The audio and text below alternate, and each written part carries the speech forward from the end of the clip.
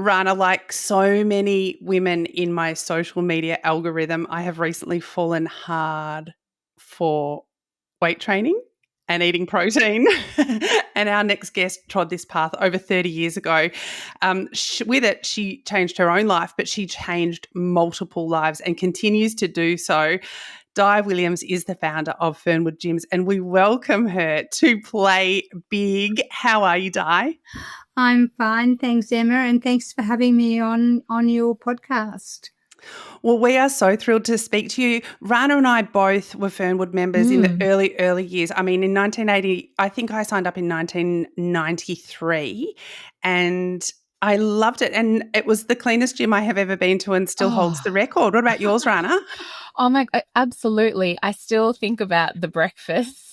My mum and I used to go before school and work, and I would just dream about that breakfast and think, okay, if I just get through the next half an hour, I could dive onto that muesli. Incredible. We hear so much about women-led businesses, and especially at the moment, and female-only spaces. And, you know, Rana and I understand the significance of that now. But back then, I mean, you were the OG. I don't know how you must sit here today and think about and situate yourself as a pioneer, as the original, as a first. How are you kind of situating yourself in the history of these kinds of businesses? Well, that's right. I suppose I'm one of those people, Emma, that I jump in and do something before I think too much about it. So back in the day, if I had have thought too much about it, I may not have gone ahead and done it. But, you know, I jumped in and did it first and then realized what I was doing was too far to go back. So, and I look back now and I think how much different women have become over the last 35, nearly 40 years, as well as how different Fernwood is, because, you know, when I started Fernwood, women were a lot less confident, a lot more shy about going to a mixed gym or any gym, and they would not have darkened the doors of a mixed gym back then. But as you know, you mentioned how clean Fernwood is, and like it or not, most mixed gyms are not that. They don't have that same beautiful, clean, pristine image that Fernwood has. So when I was doing weight training back in the day, before I started Fernwood, I just thought women need to be doing this weight training. It was so amazing. And yet it's not, a mixed gym is not a place where the women of yesterday would ever want to darken the doors. So, and which was the reason I started it. But yes, when I look back at it and I think now how far we've come and how many thousands and thousands and thousands of women's lives that the whole brand has changed.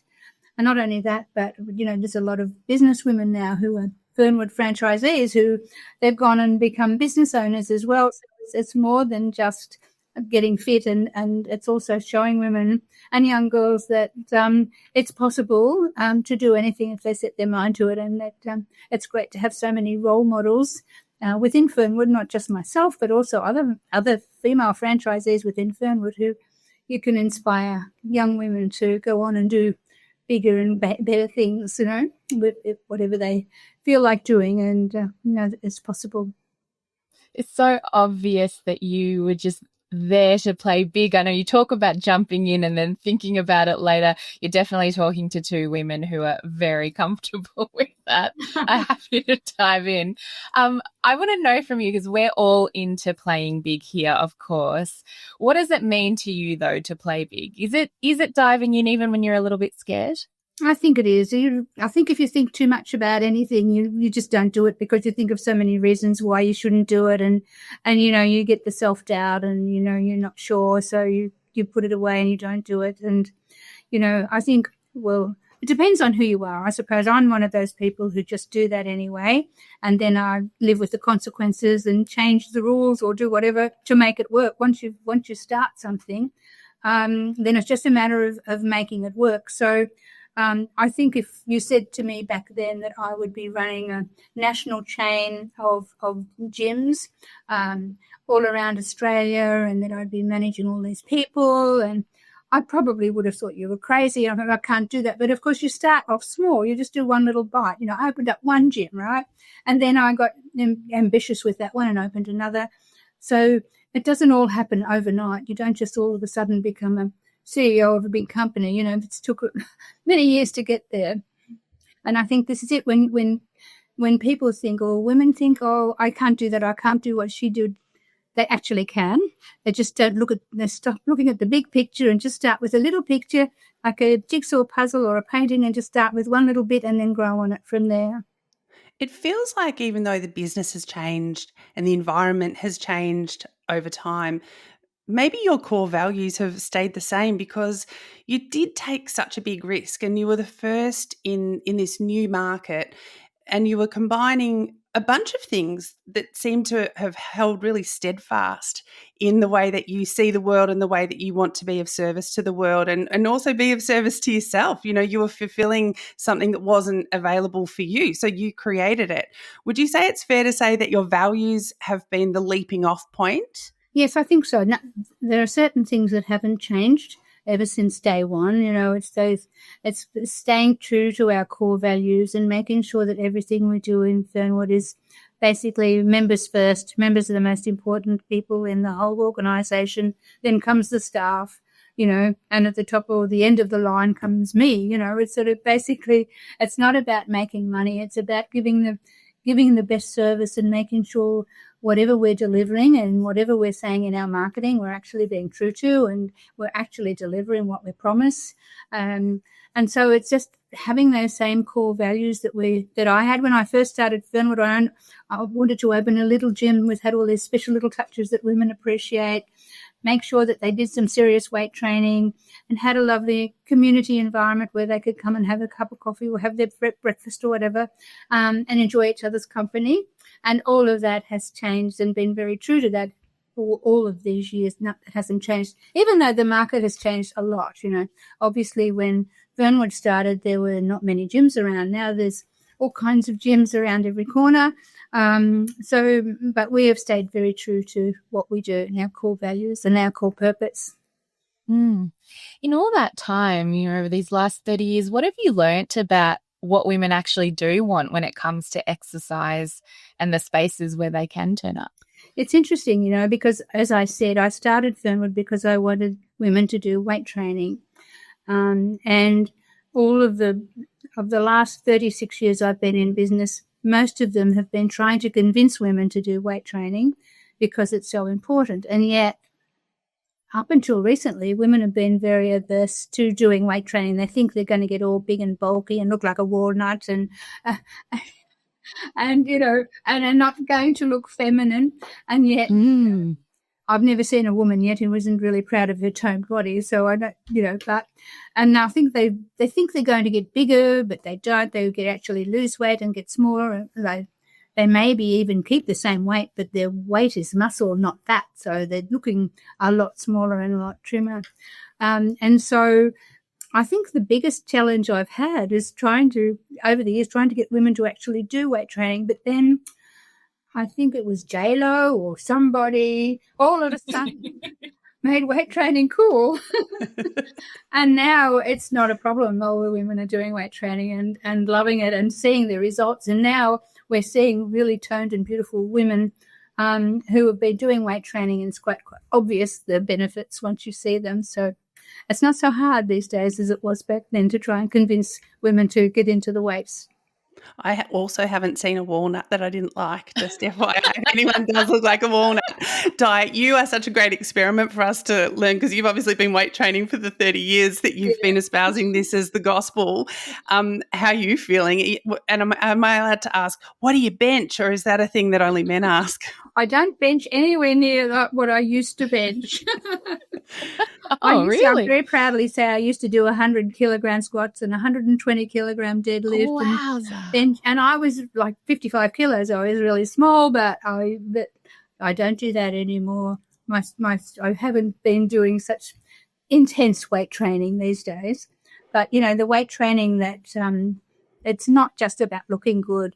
It's also the other benefits of weight training and, the physical, emotional, or medical reasons why women should do weight training. So it's not just about looking good. It's also about being well. Yeah, because the wellbeing industry has really influenced the exercise and health industry as well. How has that looked for Fernwood? Yes, it has. I mean, back in the day, I think it was all about losing weight, wasn't it? Really.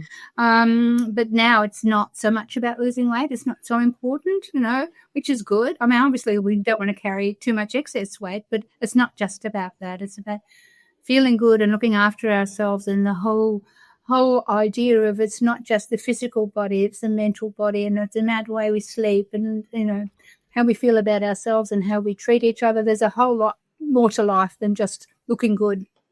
Yeah, and if we feel like having sex with our partners as well, I feel like all that stuff is kind of entwined. Rana, I've got a question for you. Yes. Tell me. Because Fernwood is a women's only space, when you go there or when you went there, could you and would you choose to work out without hijab? Yes. Well, this is why we actually went there in the first place, because my mum decided when I was about 16, she was on a health kick. So we were all on a health kick. And she decided that we were going to sign up to this gym. And we heard about Fernwood, that it was women's only. And I cannot tell you the spring in her step once she realized there was going to be a place where we could go. And yeah, it was hijabs off and tank tops on, and we were just rocking it out. I'll never forget the day, though, when a maintenance man had to come in to fix a light. And my mom just had this moment of like, oh, what do I guess I just keep going. But she just tried to kind of cover her hair with her hands. But it was such an odd sight to suddenly have a man in this space where we were so comfortable with women. She just grapevined out of the studio. Yeah, she just quickly shimmied off. It was totally important for us, and it actually unlocked the idea that this was even possible. Before that, we were kind of exercising in our lounge rooms and backyards. It just meant that we could actually do so much more than we ever could. So that's one way that a women's only space can really affect the experience that your members are having. There would be so many that I don't know and that I can't even anticipate from my own lived experience, Di. What else have you seen that is the benefit for women to be able to have this space? Well, I have to go back to what Rana just said about a maintenance man walking into the gym. And, we, as women, we quite often find ourselves as the only woman in the room, right? And all the men look at us, right? And we just try to be cool and comfortable about it, but we're feeling a little bit less uncomfortable. Well, it's a reverse effect when a man walks into a Fernwood. He gets very intimidated and he doesn't want to be there. He doesn't feel comfortable. He feels totally out of his comfort zone when he walks into a Fernwood. It's quite comical to see that. But of course, obviously, for cultural reasons, there's a lot of women in our country that have got cultural reasons why they need to have their own space. But apart from that, there's a lot of other women who've had, unpleasant experiences. Maybe they've been through domestic violence, or there's a lot of other reasons as well why women need to have their own space. But apart from that, it's just, well, you've both been in a Fernwood, so you know what it's like. It's very enjoyable, comfortable feeling. Everybody, I think it would be the same if it was a man's only space. It's just that single sex environment where everybody's comfortable, nobody's putting on any airs and graces, and nobody's full of themselves. Everybody's just being themselves, and all our members are all having a chat and getting on well to each other. The social interaction is fantastic between them, and a lot of our clubs have groups of members who go outside of the gym and go and have coffee or whatever. So it's more the social interaction as well as the actually benefits of going to a gym and doing your workouts.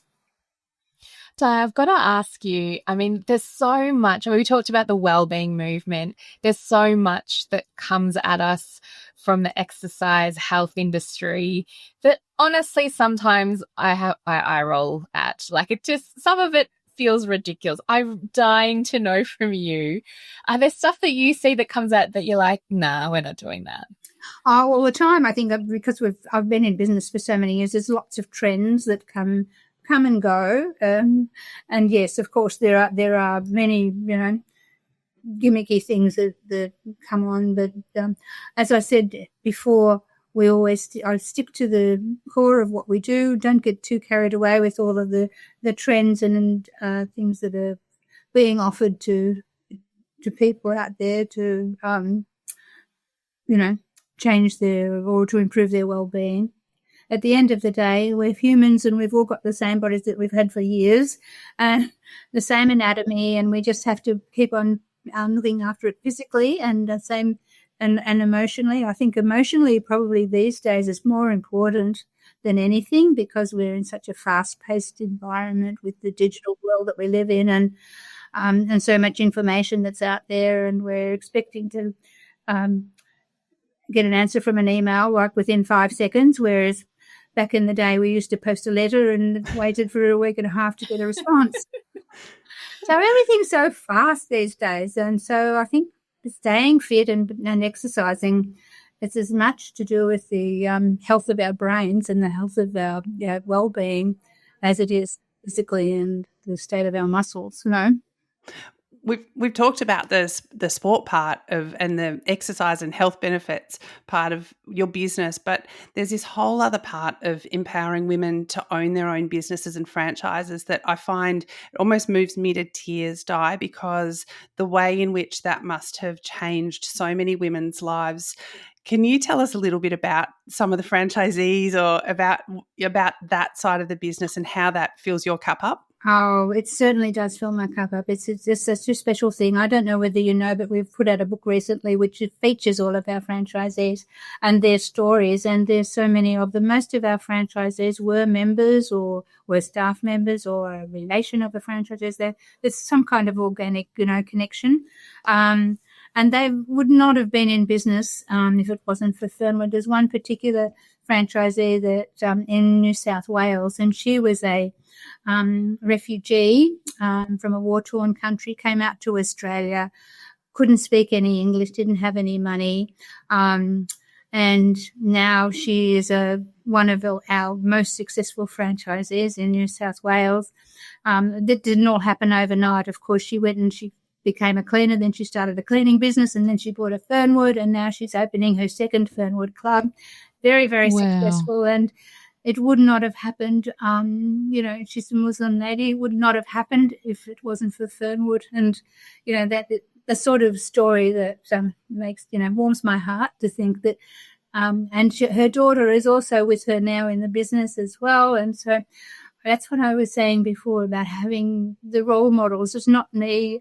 Well, it might be me a little bit, but it's really all these mini-me's around the country that are franchisees and showing other women that they can go out and run their own businesses and be very successful business women.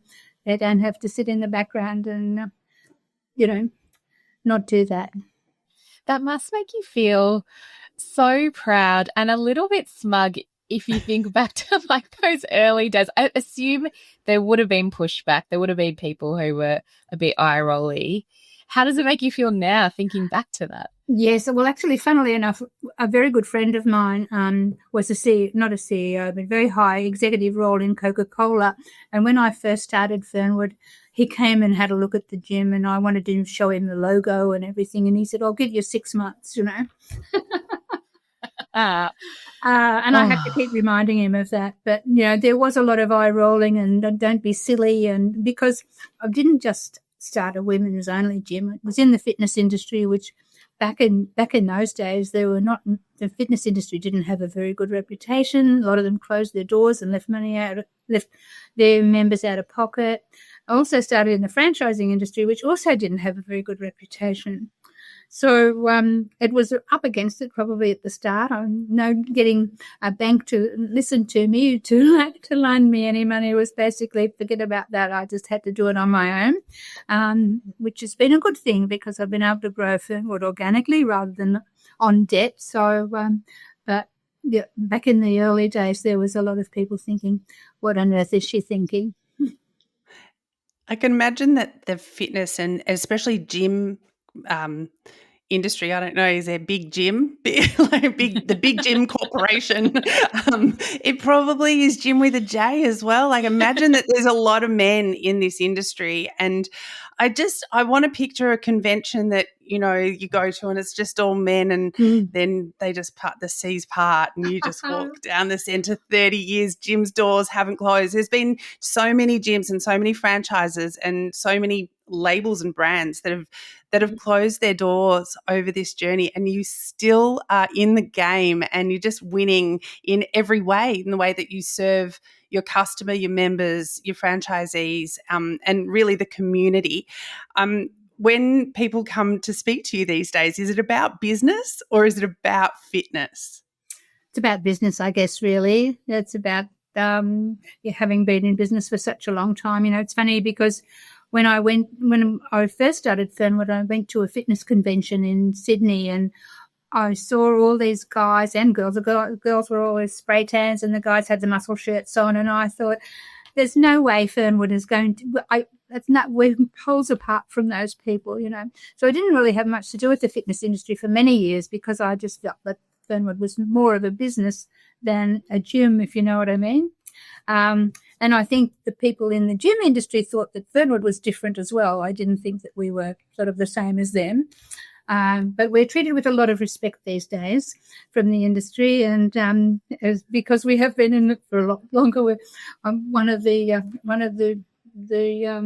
original people who ran a gym for so many years, and so we are treated with a lot more respect than we were back then. But that's interesting.